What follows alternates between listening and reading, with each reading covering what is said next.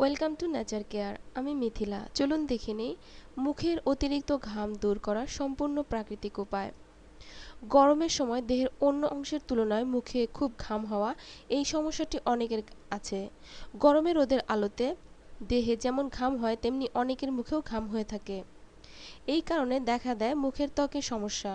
মুখে অতিরিক্ত ঘাম হওয়ার ফলে ত্বকে অনেক ময়লা জমে এবং মুখ খুব তৈলাক্ত দেখায়, যার জন্য মুখে ব্রণ, হোয়াইট হেডস, ব্ল্যাক হেডস ইত্যাদি সমস্যা দেখা যায়।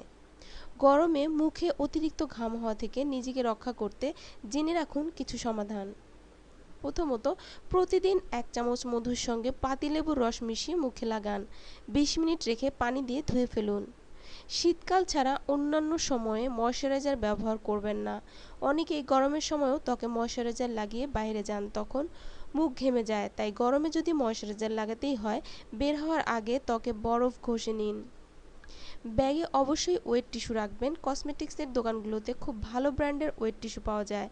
বাহিরে গরমে যখনই মুখ ঘামবে তখন ওয়েট টিস্যু দিয়ে মুখ মুছে নিন। এতে করে ময়লাও পরিষ্কার হবে এবং তেলতেলে ভাব দূর হবে। তবে অতিরিক্ত ব্যবহার করলে ত্বক শুষ্ক হয়ে যেতে পারে।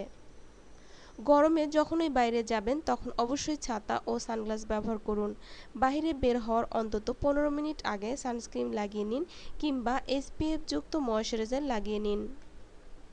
ব্যাগে সবসময় 1 বোতল ঠান্ডা পানি রাখুন। প্রয়োজনে ঠান্ডা পানির বোতল নিয়ে নিন। ছোট তোয়ালে পেঁচিয়ে ব্যাগ ভরে নিন। পানি অনেকক্ষণ ঠান্ডা থাকবে ও বাইরে গরমে মুখ ঘেমে গেলে ঠান্ডা পানি দিয়ে মুখে হালকা করে ধুয়ে নিন। সপ্তাহে 2 দিন ফেসিয়াল স্ক্রাব ব্যবহার করুন। বাড়িতে খুব সহজেই আপনি বানিয়ে নিতে পারেন ফেসিয়াল স্ক্রাব। চালের গুঁড়ির সাথে টক দই মিশিয়ে মুখে লাগিয়ে নিন।